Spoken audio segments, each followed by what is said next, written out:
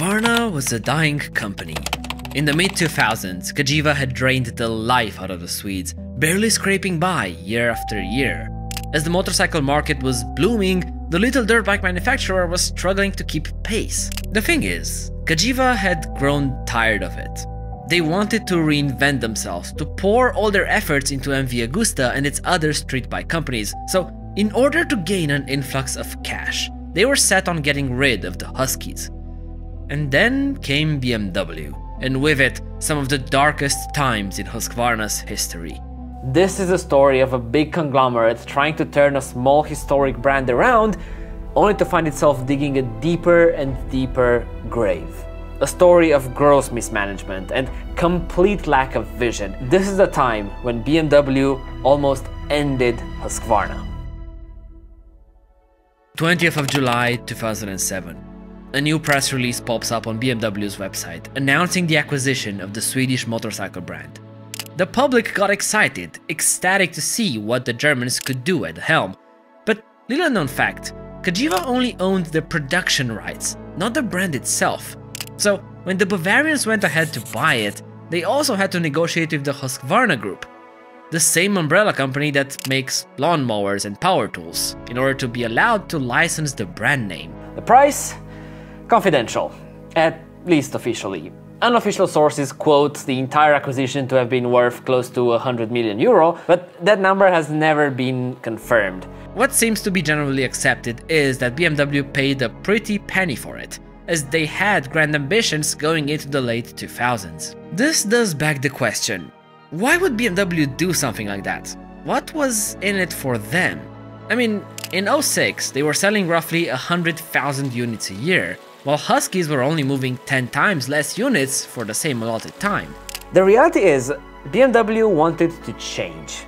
They thought their core market, mostly older adventure enjoyers, was pretty saturated. They needed a fresh look and feel in order to reach the younger, more sporty audiences. They wanted to get a foothold in KTM's backyard, the off-road space. Think about it. They had just come out with their G650X series. In retrospect, that was not the success they were hoping for, but it showed the direction they were aiming towards. Also, around the same time, their G450X dirt bike project had started development behind closed doors. But they were realistic. Even if they had brought out the best dirt bikes under the German logo, branding is important. Changing their image would be much harder, if not close to impossible, so acquiring a company that already had the pedigree and loyal fanbase made a lot more sense. Buying Husqvarna allowed them to fast-track their entry into the big off-road leagues. They also mentioned that this gave them access to Husky's dealer network, which, sure, I guess, but in my opinion, the bigger deal was Husqvarna gaining access to the German networks, not the other way around. When buying them, you have to admit, BMW's ambitions were noble, to say the least. First, they never thought of absorbing Husky, they always planned to run it individually, alongside their other brands. And second, they didn't want to change that much. Even leaving all the development, sales and production processes in their hometown in Italy.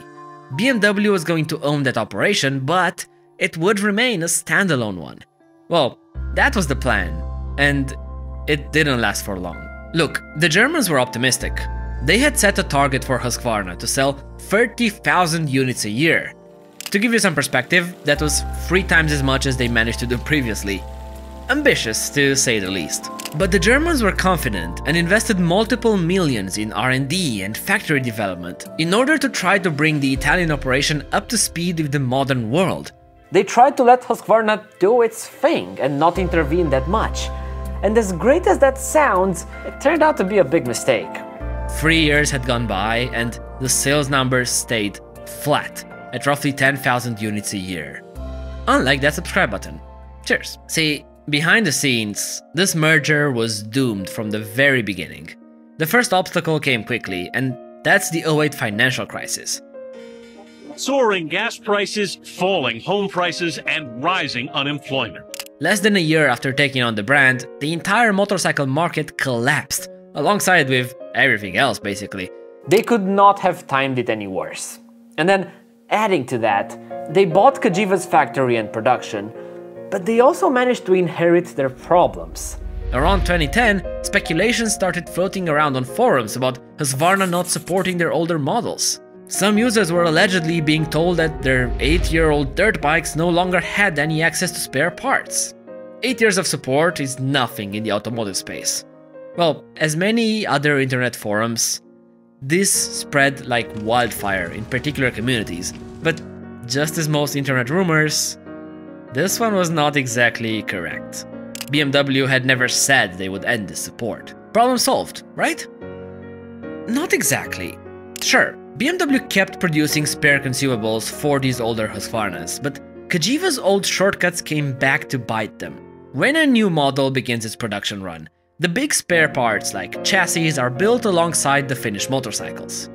Manufacturers tend to stock up on these, and once the production runs end, they almost never go back and restart them, simply because they had accumulated stock. This is not applicable to consumables, but it is for some elements like frames, for example.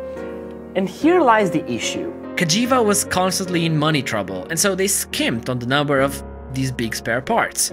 And so BMW found a stock that was way smaller than it should have been for bikes they were no longer producing. This was no longer sustainable. The Germans had to intervene to change things considerably, change their vision for Husqvarna. They had to stop the bleed. According to a BMW executive, that was the point where they decided to pivot. Huskies were going to take the same approach that Mini had taken in the car world as an accessory for BMW. They were going to reuse the German platforms in combination with striking Nordic design, offering a uniquely looking product that would hopefully find its market. This is where the brand also pivoted to enter the street bike world. They were going to sell these road motorcycles in BMW dealerships in their own special corners, exactly like Minis. In 2011, they put out a concept scrambler called the Moab, which dropped a lot of the sharp lines from their design language, but clearly showed the path forward. If you ask me, I think this is exactly the point where this off-road venture started breaking down for BMW and Husqvarna. Look at it objectively.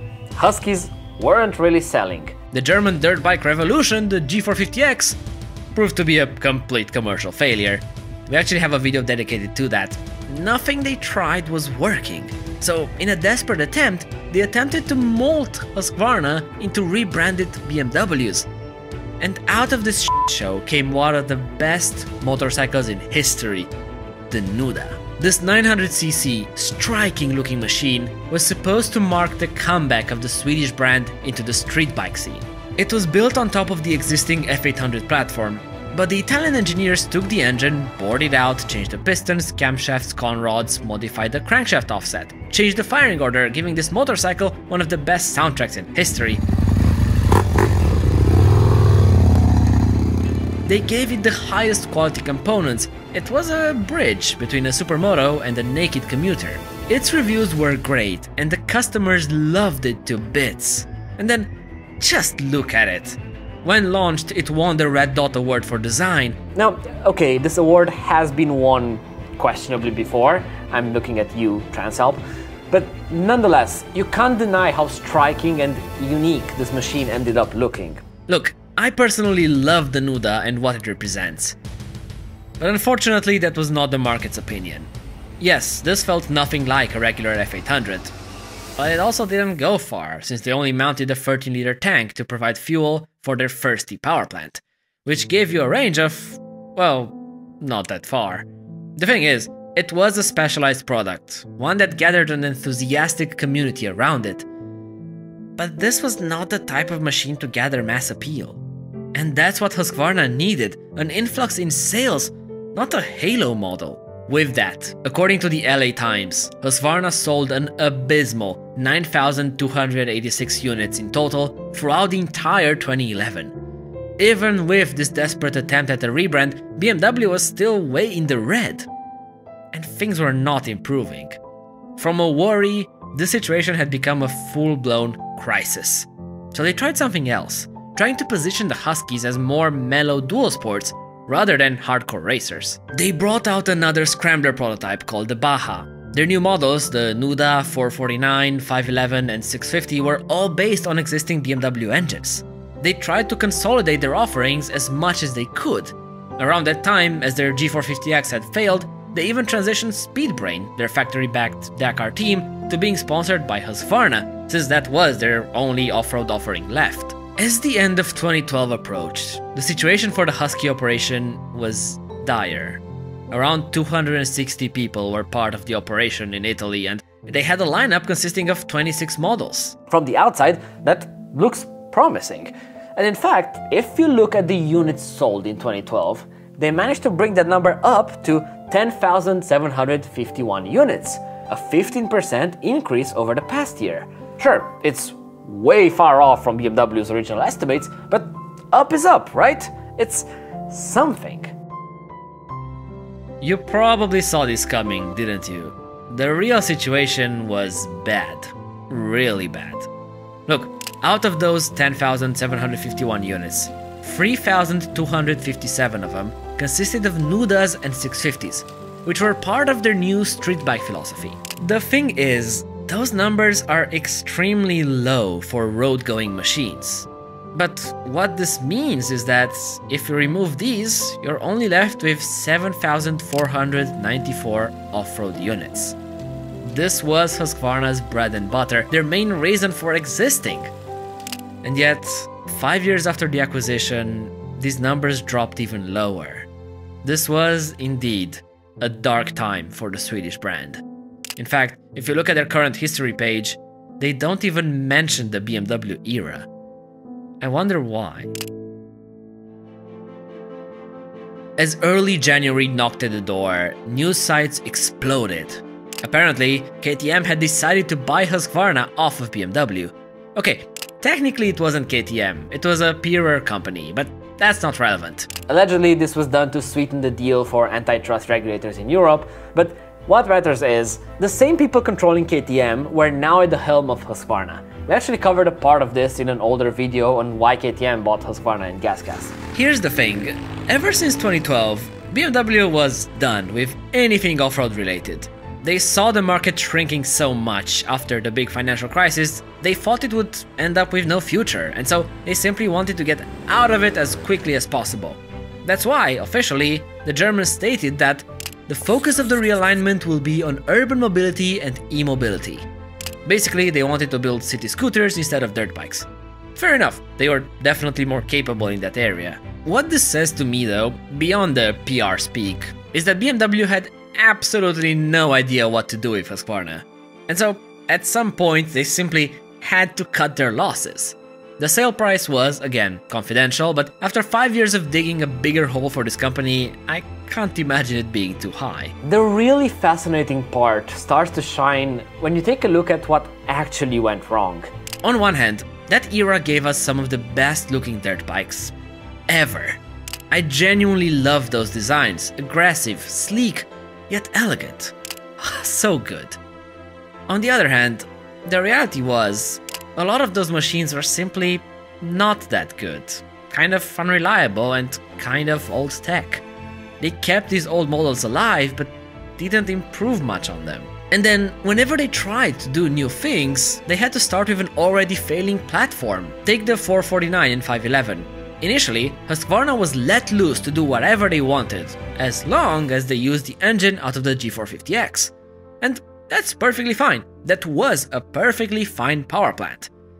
But as the project evolved, the Italian engineers were shut down time and time again, and were being forced to use more and more parts from the failing G450X.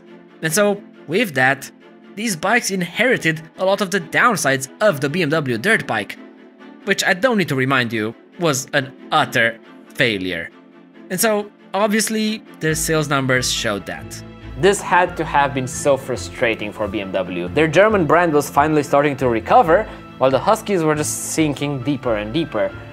And then comes the mismanagement. A lot of this following information is taken from interviews with employees back in the day, so I can't say with 100% certainty that all of these are accurate. But I think they show the big picture. For once, the Bavarians sent a lot of consultants to Italy. They reworked the production lines, changed things around and organized workshops with the employees in order to promote a team spirit. And the employees saw this as a huge waste of money. Allegedly, all these consultants brought in costs of almost 16 million euros. For perspective, running the plant in Italy with the employee salaries cost just 15 million a year. And the waste did not stop here. Take the Nuda project, something that was supposed to be a slight tweak of the F800, ended up costing around 10 million euros to develop. Then, apparently, according to those employees, BMW changed a lot of the suppliers after their takeover, and some of the local ones were replaced with imported German components, which at that time meant double or triple the cost for the same product. I mean, according to these articles, at some point, the materials themselves required to build the Husqvarna rose to represent 80% of the value of the motorcycle. That's huge, that's before assembly, marketing costs, R&D, and 10 other factors that I didn't mention. According to an article from the German magazine Welt, over those 5 years, Husqvarna accumulated for BMW a net loss of 240 million euros. Yeah, no matter how you put it, no matter what reason, the conclusion was simple. This was bad. Really bad. And BMW had to get rid of it quickly. In fact, they were desperate. And in autumn 2012, they contacted Stefan Pierer to ask him to buy Husqvarna from them. Quick reminder, Stefan is the main guy behind KTM. Now, the sales price was again confidential. Rumors say that the Austrians managed to pay just 1 million euro for the brand, but those are just rumors. Although, that being said, I imagine the acquisition being cheap. Think about it, it's like I have 4 bikes in my garage and one is broken into 1 million pieces. Then I come to you and say, hey, want to buy this broken piece of junk from me? I have no negotiating power since I initiated the conversation, and so you are going to pay pennies for it in order to make sense. And it's the same here. BMW approached KTM to buy their ugly duckling. You can imagine they didn't exactly charge a lot for the privilege. I do want to do a quick segue to tell you that for those of you who had been asking me in the past, we have started a Patreon page, so you absolutely don't have to, nothing changes on the channel, but if you want to support us extra, you've finished your Christmas shopping, donate it to your favorite charities, and you still want to support us even further, now you have that option, link in the description. You can also do the same via YouTube memberships. Thanks in advance, back to the video. The thing is, KTM didn't really care about the underlying technology, since their own was more advanced at the time. They also didn't really want the factory in Italy because why would they? The only interesting bit was the name, Husqvarna. I mean, Stefan Pierer even said that the Italian factory was losing roughly 20 million euros every single year, and that's just part of it. After the sale announcement, a great unknown was left over the Italian factory. More than 200 people had their future put in question, and the situation was quite unsettling. And this next part I found absolutely fascinating, because the reaction was not what I thought it would be. So, Pierer said clearly that he envisioned Husqvarna returning to its off-road roots. And people's reactions were mixed. On one hand, KTM actually knew what they were doing in the off-road world, unlike BMW.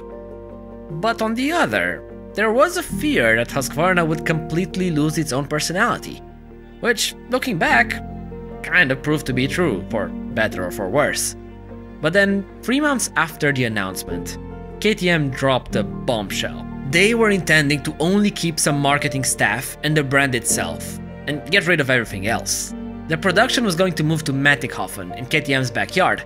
What this meant was that, at the time, 211 workers were about to lose their jobs. For the following months, protests erupted in the Italian region. The workers took to the streets to share their frustrations, but they went even further. At EICMA, they set up base between the KTM and BMW tents, boycotting the two brands. They set themselves at the factory gates and stopped trucks from entering or leaving the premises. And look, I understand why. In 2013, unemployment in Italy was the highest it had been for the past 21 years. And to make matters worse, another main factory from Trento, a close-by region, had recently closed its doors too. But the most unexpected part from all this. Sure, the workers weren't happy with KTM's decision, but they were especially mad about BMW and what they have done. They accused the Germans of making huge management mistakes and strategy decisions, burying the company and the factory along with it. They looked at the big picture, the one where BMW was the clear villain in their eyes. And to make things worse, they were upset with BMW because After taking the brand down to its coffin, they tried to get rid of it so they wouldn't have to be the ones to deal with the factory. After 7 long months, the Italian worker union struck a deal with KTM and the authorities. People were given a redundancy fund, and the Austrians were forced to move part of their production into Italy in order to support the workforce. But that would have been a big pain for the peer group. And indeed, there was another option, a way to get out of this. They could also find a third party to take over the factory and get out of Italy for good. And that's exactly what they did, with the Chinese-funded SWM buying the old IP and production plant. In a way, this was a bit of a happy ending, since this also meant that a large portion of employees got to keep their jobs in a time when Italy's economy was severely wounded. I said it before and I'll say it again. The BMW era was probably one of the darkest in Husqvarna's history. Some cool things did come out of it, like that Nuda. But realistically, not much else.